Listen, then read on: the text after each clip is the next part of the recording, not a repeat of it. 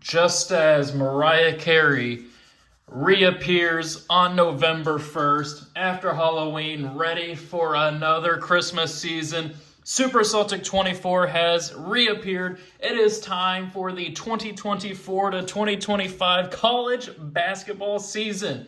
We have finally made it here. Games tip off. I'm recording this on Sunday night the 3rd. At the time of recording this, I don't know if I'll upload it tonight or on Monday morning, probably tonight.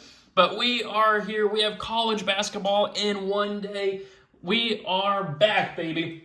And I cannot be any more excited. There was a lot that happened over the course of this offseason. Big storyline.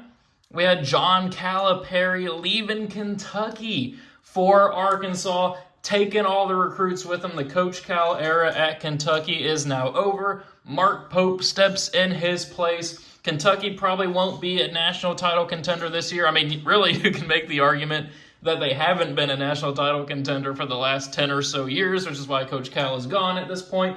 Arkansas, ready to come back to national relevance. I'm sure those fans at Bud Walton Arena are going to be bopping, jumping up and down, excited for what's to come. And then we have Cooper Flagg as well over here at Duke. Oh, man, best college prospect since Zion, since LeBron, whatever you want to call him. I mean, Zion, I don't know if Cooper Flagg was a better prospect than him or not. Maybe not. But Duke is another national title contender this year. I think they're number 2 in the AP poll. Going to be a number 1 seed most likely. John Shire leading the program there as well. Then, of course, you got Rutgers. Top 2 recruits in the nation. Rutgers is going to be a force this season. I mean, you got Virginia with Tony Bennett retiring weeks before the season, maybe just 2 or 3 weeks ahead of time. He said this new NIL landscape with everything changing is just passing him by. He just can't deal with it anymore, which, I mean, fair play to him. He won a national championship. The college landscape has been changing immensely over the last couple of years ago. It's basically free agency for all these players with the transfer portal, recruiting freshmen, all that fun stuff. But who cares about all that stuff? We have made it to the actual college basketball season here. It should be super fun. We have crazy games going on pretty much every single day this week. I mean, we have tomorrow night, it's at 11:30 p.m. Eastern, so not too many East Coast people are going to be watching. But we have Baylor versus Gonzaga. That's going to be a huge game to kick off opening night of the college basketball season. Then throughout the rest of the week, Baylor also has a game against Arkansas on Saturday. So Baylor starting off their season with quality opponents. Arkansas testing the mettle of Coach Cal and his new players over against Baylor in the first week of the season. Friday night, we got North Carolina traveling to Allen Fieldhouse to play Kansas. That should be a fantastic game. Then we have, on Saturday, I also forgot, tomorrow night we have Texas versus Ohio State. Can't forget that one. That should be really cool to see as well. Ohio State making their way back to national relevancy. I think Chris Holtzman is his name, the coach there, doing a great job over at that program. Then on Saturday, we have Auburn versus Houston, 2 storied programs over the last 5 years or so, always in that national title conversation. Then, as I mentioned, we had Baylor versus Arkansas. Then we also have Tennessee traveling to Louisville, the new look Louisville with Pat Kelsey. There's a renewed energy around that program. Tennessee gets a big test here to start off their season. But, man, I cannot be any more excited for this college basketball season. We are here. NFL season's in full swing. NBA season in full swing. My Celtics are NBA champions and 6-1 or something like that so far to start the season. So we are looking good there. We'll see what happens with my Kentucky Wildcats this season. But now going back here to the bracket watch. Now, obviously, I won't be going into too much depth with each of these teams. I'll just be kind of touching on most of the teams just based off of this being before opening night. Don't know enough about all the teams to really start doing some deep dives and stuff. It's really just more so feelings about the programs. Having some fun here in the preseason last night before the season starts. So we'll see what happens. But top overall seed is Kansas. Bill Self, I'm sure you've probably been reading the blurb so far. Top overall seed, doing a great job with that program. They'll get that test against North Carolina on Friday night. Last team in, VCU. First team out, Wisconsin. So taking a look here at the bubble, last 4 byes, we have Kansas State, St. Mary's, Ole Miss, and Maryland. Last 4, and I mentioned Rutgers already. We got Miami, Pittsburgh, and VCU as well. First 4 out are Wisconsin, Villanova. Coach Neptune C is on the hot seat for Villanova. I think they've missed the last 2 NCAA tournaments. I mean, last year they have kind of that like Philadelphia 5 or something like that. I can't remember what the exact name is, but Villanova did not do well with that at all. So he's on the hot seat along with Iowa and Providence. And then the next 4 out are New Mexico, Louisville, Northwestern, and NC State. So a lot of big name programs here on the bubble. We'll see how everything starts to shake out. But taking a look here at the bracket itself, we do have Indianapolis hosting one of the regionals this year, which means I might be going to like a Sweet 16, Elite 8. We might see what happens, you know. We also have Lexington, Kentucky hosting a region, which also means that Kentucky cannot play in that regional because it's going to be a campus-owned site. But taking a look here at the top overall seeds, and we'll move on to my actual bracketology picks. Top overall seed, as I mentioned, Kansas. Number 1 overall seeds, Duke, Houston, and Alabama. Nate Oates leaving that program. He said no to Kentucky. He's building that legacy there at Alabama. Second 2 seeds, we have Auburn, the defending back-to-back national champions in Connecticut there on the 2 line. Then we also have Gonzaga and Iowa State. Iowa State at the 2 line. I kind of like that. 3 seeds, we have North Carolina, Tennessee, Baylor, and then Arizona. And then the 4 seeds, we have Purdue, Texas A&M, Creighton, and Texas Tech to round it out. So you guys know, if you've been watching my channel, that every time I do one of these bracketologies, I create an Excel bracket. I'll say it again. I go to the vertex42.com, download their Excel template, and then just fill in. There's like a bracket template, and then you can just fill in all the teams here. But I do that every single time, and I get comments on every single video. So that's how you do it right there. No, I cannot send you the actual file itself. But anyway, we will go ahead and make our predictions here. We do it for every single video. If you are new to the channel, talk about bracketology at a very high level, and then I go say who's going to win the NCAA tournament based off of what's happened to this point. And to this point, there's been nothing. So this is all based off of feels. We'll have some fun with it today. Throw some upsets in there. But let's start it off over here in the top left regional. We will have Kansas moving on past Quinnipiac.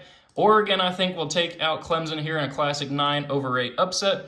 Then we're going to go with McNeese, pulling off the 12/5 upset over Marquette. Now, McNeese did disappoint a lot of people in the tournament. I think they were paired up against Gonzaga in last year's tournament, and a lot of people had McNeese winning that matchup, or maybe it was Kansas, one of those teams, something like that. But McNeese was not able to really compete at all. I think they lost by 30 or something like that. Then we'll go with Purdue, the Zach Edey-less Purdue now. I feel like they'd be right for an upset against the 13 seed, but not High Point. UCLA, Mick Cronin's doing a great job of rebuilding that program over the last few years. I think they'll beat the winner of Pittsburgh and VCU, which at this point is probably Pittsburgh. Arizona will take care of business against Arkansas State. Xavier, I think, can hang on against St. Mary's. And then we're going to go with Auburn here over Lipscomb. So we'll just go region by region here, sticking with the top left. Kansas against Oregon. I feel like these two teams run into each other a lot. Maybe I'm wrong. Maybe that's just a bracketology and not the actual tournament itself. But then McNeese versus Purdue. We are going to go with Purdue there, the Fighting Braden Smiths, Matt Painters, the Boilermakers advancing on there. UCLA against Arizona. I got Arizona moving on, and then you got to go with Auburn too. So as soon as I said we're going to have some fun with some upsets, I picked the top 4 seeds. But, I mean, this is a very strong regional, I feel like, with these top 4 seeds. So first spot in the Elite 8, we will go with Kansas here advancing on past Purdue. I'm going to go with Auburn here advancing on past Arizona. But then for a spot in the Final Four, why not take out the number 1 overall seed in the tournament, move on Bruce Pearl and Auburn? That is going to be a tough out in the NCAA tournament, but we got Auburn advancing on here to the Final Four. So in top right regional, we'll just move on over here. We got Duke moving on past Howard and Wagner. Michigan versus Kansas State. Give me Kansas State in that matchup there. Cincinnati versus Princeton. Princeton, one of those Ivy League teams. They looked really good last year. I think they have one of the best scorers in the nation on that squad. I can't remember what his name is off the top of my head. I got them pulling off a 12/5. Then we'll go with Texas A&M and Buzz Williams beating Vermont. Illinois hanging on and taking care of business against Boise State. Baylor handling business against Ohio. Kentucky winning the 7/10 matchup against Memphis. And then Connecticut advancing on past South Dakota State. So in first spot in the Sweet 16, we got Duke and Cooper Flag advancing on past Kansas State. I'm going to go with another upset here. I'm going to go with Princeton continuing that run. If they can catch fire on the offensive end, I think they can beat anybody in the nation. We got Princeton advancing on past the 4 seed Texas A&M. So then we're going to have Baylor moving on. They'll be battle-tested. They have a crazy first week of this season against Illinois. And then Connecticut will take out Kentucky, but rematch of that 2014 and I think 2011 national championship games. So then Duke and Princeton here. Duke, I think, will advance on. I'd love to see Princeton continue their Cinderella run, but I don't think it's going to happen. This will be a fantastic matchup here. Baylor versus the defending back-to-back national champions. I'm going to trust Dan Hurley. I got UConn moving on there, and I got them advancing on past Duke. So 2 number 1 seeds taken out of 2 regionals so far. And UConn continuing their quest for a three-peat. So we'll move on here to the bottom right one. Houston will beat the Fighting Toothpaste of Colgate. Mississippi State will take care of business against BYU, the team that Mark Pope just left. Then Texas, I think, will be able to handle Grand Canyon, though that would be a fun matchup there. Then I'm going to go with an upset pick here. I'm going to go with UC Irvine, 13, taking out the 4 seed. I got UC Irvine advancing on there. Same thing with Dayton beating the Fighting Mike Woodsons, the Indiana Hoosiers. That'll be a fun regional matchup there. I think those 2 teams are about an hour and a half apart in real life. Tennessee will beat Samford. Then we're going to go with Florida advancing on past Maryland and Gonzaga taking out Weber State. Then for a spot in the Sweet 16, Houston moves on past Mississippi State. Don't foresee an upset happening there. Then we're going to go with Texas beating UC Irvine.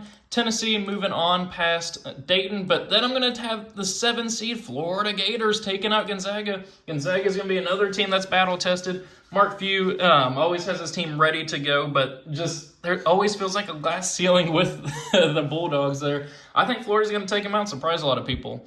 So then for a spot in the Elite Eight, we have 3 SEC teams here now, which is kind of crazy, Texas in the SEC, out of 4 spots here in the region. But we are going to have Kelvin Sampson and Houston advancing on there, where they will face Rick Barnes in Tennessee.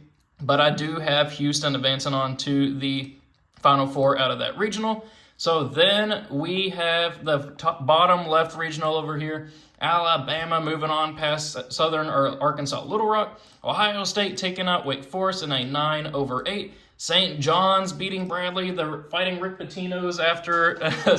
He might have faced a couple sanctions when he took the trip to Kentucky and was like acting like a Kentucky ambassador. But he's still the coach at St. John's, so we'll see what happens with that. But then Texas Tech will move on here past Louisiana Tech. Then we got Arkansas advancing on past the winner of Rutgers in Miami. I think Coach Cal's going to get them in good position there. North Carolina will beat Towson. Then we're going to go with Ole Miss taking out Michigan State. And then Iowa State here moving on past Fort Wayne. So then first spot in the Sweet 16, Alabama will move on past Ohio State. Texas Tech will beat St. John's. Arkansas, I'm going to go with Coach Cal moving on past North Carolina. And then Iowa State taking care of business against Ole Miss. Then for a spot in the Elite Eight, Alabama moves on here past Texas Tech. I'm going to go with Coach Cal. Maybe there's some magic here happening. 6 seed Arkansas moving on to the Elite Eight. And I'm going to have him take out Alabama to move on to the Final Four. So we have a Final Four of 1 number 1 seed, 2 number 2s, and then a 6 seed, which is pretty on par with most NCAA tournaments. That's about an 11 total combined seed. I feel like that's pretty normal for an NCAA tournament, unless there's like an 8 or a 9 that usually makes a run. But then for a spot in the national championship game, can Arkansas take out both Alabama and Auburn back-to-back? I don't think so. I got Auburn advancing on there, the War Eagle. So then UConn versus Houston. Can UConn go for their three-peat? Can Kelvin Sampson take Houston to a national championship game? I'm going to go with Houston here and then have them beat Auburn to win the national championship. I do like the Houston Cougars. Kelvin Sampson's built a program there. I think that this team is finally going to get over that edge and have that postseason success and win the national championship. So this is the very early preseason bracketology. Opening night tomorrow. I'm sure my opinions are going to change and look a lot different over the next week, the next months, the next, 5 months until March Madness comes around. So thank you guys for watching. Thanks for sticking with me. If you or through my summer break, I thought about making fantasy football content, but I ended up just not doing it. But we are back, baby. College basketball is back. Thank you guys, as always, for watching. Really appreciate the people that show up each and every video, are active in the comments section, subscribing and all that. Always love to see you guys there. Thank you all for watching, and I will see you all later.